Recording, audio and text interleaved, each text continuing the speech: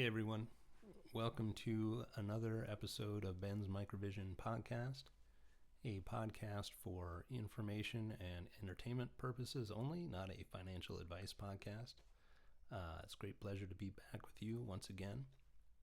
I've really been touched by the really kind words and welcoming spirit that folks have had, both in the comments on the YouTube video itself, as well as the comments on the Reddit board.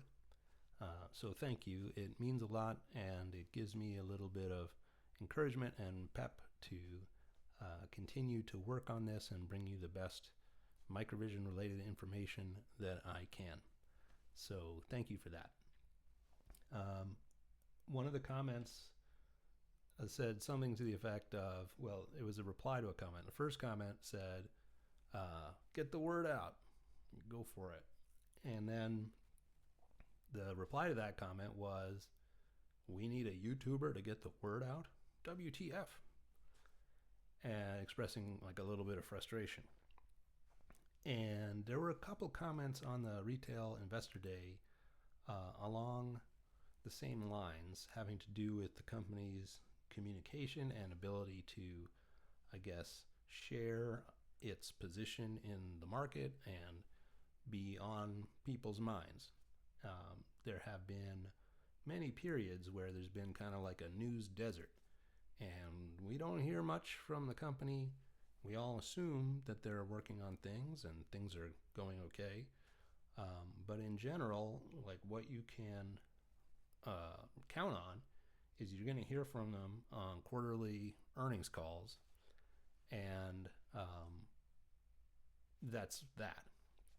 So in general, that's kind of what you might expect. I've seen the company being more proactive with communications on LinkedIn and things like that, and putting little videos together that highlight the product and try to communicate the value proposition. So things are happening. But ultimately, I think it's just like people get frustrated because they see other companies out there kind of beating their chests and making a lot of noise and making maybe outlandish claims. And then our company doesn't do that. And we don't do that because it's not in the DNA of the company. The company is an engineering company first and foremost. Most all of the staff are engineers. They are brilliant engineers, and the management is trying to basically connect the brilliant engineers to a customer that has a problem that the engineers can solve. And so that's what they do. That's how they're oriented. That's how they're focused. When I was in there many years ago, I had a similar mindset. Like, the company doesn't know how to communicate in the market. Here I am making this blog and sharing and being very sort of proactive with outreach and outward communication. But the company is just kind of locked down. And they're locked down because the focus is building high-tech stuff, under agreement with other companies or entities. And the other companies or entities, they don't really want you talking about what you're building, or you're contractually forbidden from doing so. So it makes it difficult for the company to be too noisy. And even if you were noisy and you did a lot of grandiosity, if you cannot back it up, or if things go against you in the market afterward, you haven't really got anywhere. Maybe you got a little spike when everybody gets hyped up, but it deflates when the reality isn't there. So I'm, for my part, quite fine and quite happy with a humble, dedicated, grinded out type of management and communication approach that I think we see from these guys. So that's a little bit of my perspective on that one. I'm going to do a little attempt to create some more sort of multimedia fun here. Okay, I did want to talk about the Retail Investor Day. This was, I thought, a pretty extraordinary thing. You've got the management of the company up in front of all of the shareholders, basically getting grilled for 2.5 hours and then putting it on YouTube for good measure. So this is what you might consider radical transparency, and certainly an effort to share the story of the company and what we're doing and what we're all about to anybody who's interested. So, if you feel like the company doesn't communicate, well, here's 2.5 hours of communication that you can sit there and watch. And they're not cherry picking these questions. This is just what the shareholders want to talk about. So I was very impressed that they did this again. And I felt like they addressed a lot of concerns. Anything that was really raised, they did the very best they could to answer it. So I thought it was pretty excellent. I learned a lot. I learned a lot about Glenn, who I didn't have much exposure to prior to that. Well-spoken, intelligent guy, obviously. And I was keen to hear his sort of focus and emphasis on sensor fusion and why that's going to be important. So, the company kind of is standing on the precipice of getting these deals over the line, making something happen with the Movia in particular. And it's a compelling moment right now where everything's kind of set up in the anticipation that they're going to be making a lot of these units for industrial customers. So they said something like, okay, 30 to 50 million dollars worth of sensors is what the company expects in the next 12 to 18 months. So let's just call it by the end of next year. So maybe that means they get $10 million this year and $30 or $40 million next year worth of sales for the sensors. So how does that happen? If you hear Anubhav talk about it, it happens because this is their best estimate based on the customer telling them this is what they need for their fleet. The company put out a video on LinkedIn, which I can try to figure out how to embed. I actually had it going, but you can watch it yourself. It's a forklift going across the screen, and it's got 4 Movia Ls embedded. And with the 4 Movia Ls embedded in the forklift, you have a 360-degree sensing cocoon around the forklift. So, whatever the unit volume is of forklifts that are sold, in order to create the safety cocoon, you need 4 of these units. So if you sell 4 sensors for every forklift, then that's pretty promising.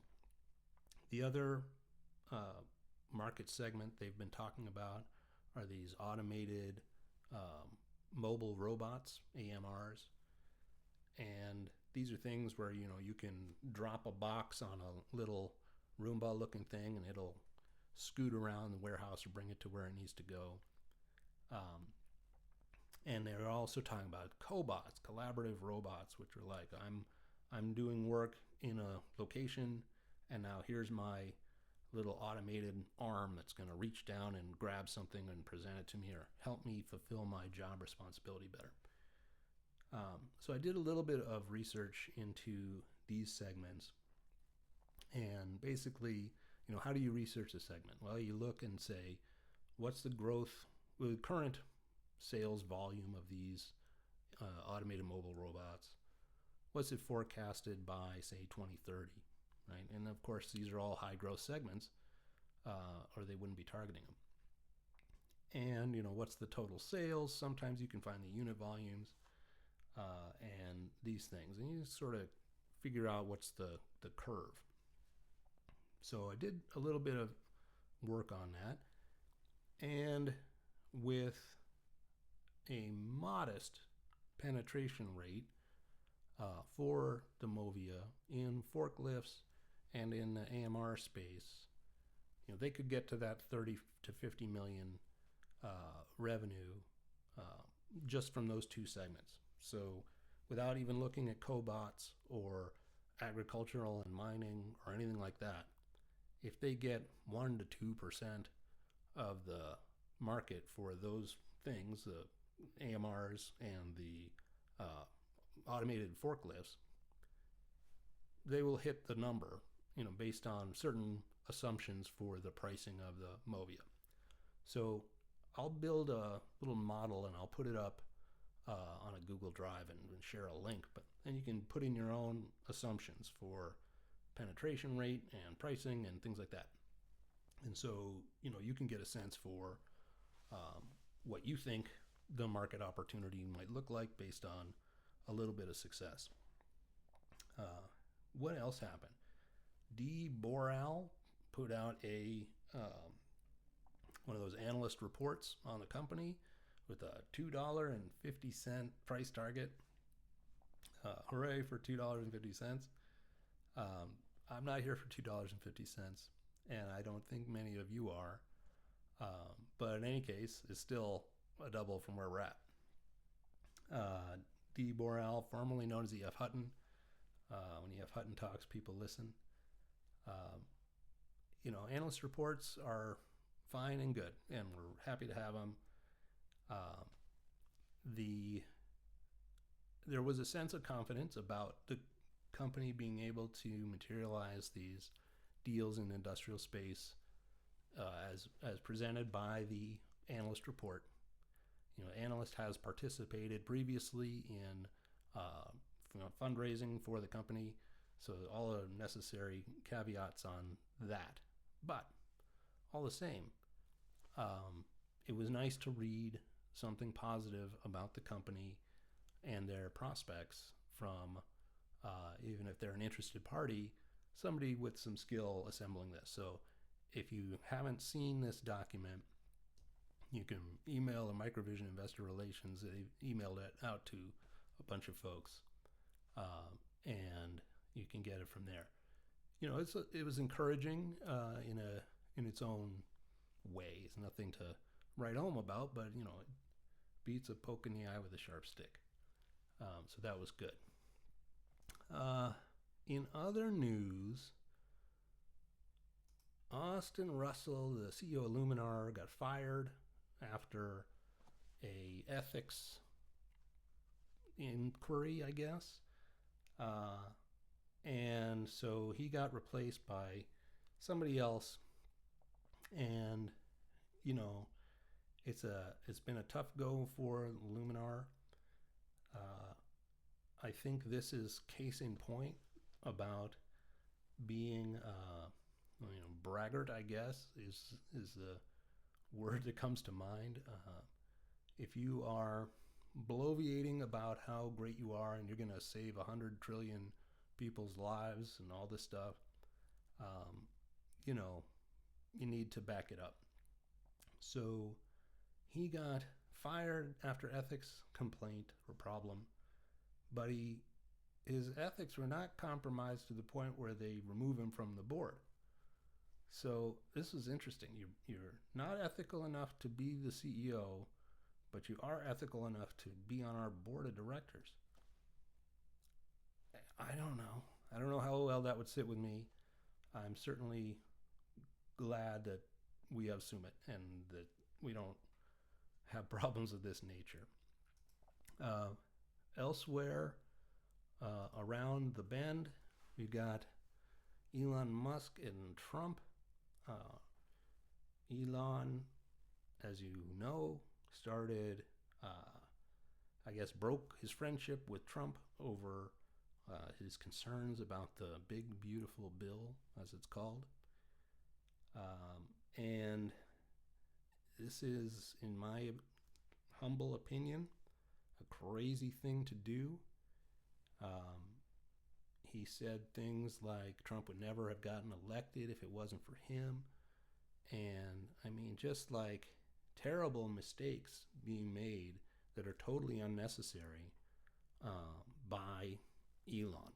It resulted in, I think, $150 billion in market value getting evaporated because, he came after Trump, who is the number one most powerful guy, certainly in the United States, probably in the world. So,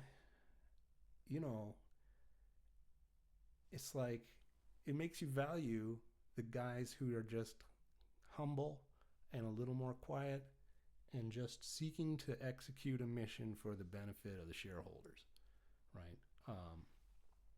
That's that.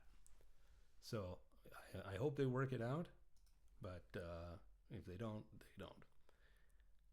In other news, Palmer, Luckey, and Zuckerberg are joining forces to, I guess, jointly bid on the Soldier-Borne Mission Command product opportunity inside of the U.S. DoD. So you may remember a couple months back, Palmer Luckey's company, Anduril, purchased, I guess, the contract for the IVAS from Microsoft. Microsoft isn't, not really a hardware company apart from Xbox. They made HoloLens 2. They're not good at selling hardware into, verticals. They don't have that kind of sales team. This is not what they do. They sell licenses to software and they sell it by the billions and they make a fortune. But trying to take a software company and turn it into a enterprise hardware company operating, in a niche space, it wasn't happening. And it speaks to how the DNA of a company really manifests in everything that company does, what they're good at and what they're not good at, and what you could expect the outcomes to be. So, in any case, Palmer Luckey's company, Anduril, comes along, they buy the contract out. It's hard to know exactly what that means, because it's a $22 billion contract, assuming that the customer, the U.S. Army, purchased n number of IVAS displays. So, the IVAS itself is a goggle that clips onto a helmet. So now Palmer Luckey has come out and he's basically said he has a new concept called Eagle Eye. And in his concept called Eagle Eye, the vision augmentation is embedded into the soldier's helmet, or it's a configurable set of wearable displays that can suit different mission environments or what have you. So the IVAS, as we have known it, is going to evolve into this Eagle Eye, and maybe that's before the 100,000 units are fulfilled of IVAS, or maybe not, I don't know. So it's a little mysterious about, what's the status of the IVAS relative to Eagle Eye and this and that. So, why do they need Zuckerberg? Well, Zuckerberg and Facebook, collectively have invested something on the order of $60 billion in augmented reality hardware technology. All right, but it's not obvious what they've produced other than the Meta Quest, I guess, video head-up display thing. Or it's not even a head-up display, it's a VR goggle. So it's not totally obvious what the value add of Facebook is in this concept. So maybe we'll find out. I don't know, but what I do know is there are a lot of people from MicroVision who found their way to becoming working for Facebook or Meta, and especially so recently. Why does this matter? I don't know. I hesitate to speculate too much, but conceptually, they have turned over every rock in the augmented reality space. They've invested however many millions or billions into micro LEDs, and they've really tried to figure out how to build this augmented reality technology. Well, MicroVision has been sitting there, and they've got the display technology that's in the HoloLens 2. That HoloLens 2 is the basis for the IVAS. Now Palmer Luckey has bought the IVAS, and he's got a new concept around Eagle Eye, which is going to be even wider and more expansive and more fabulous than the IVAS. So it's all very kind of interesting.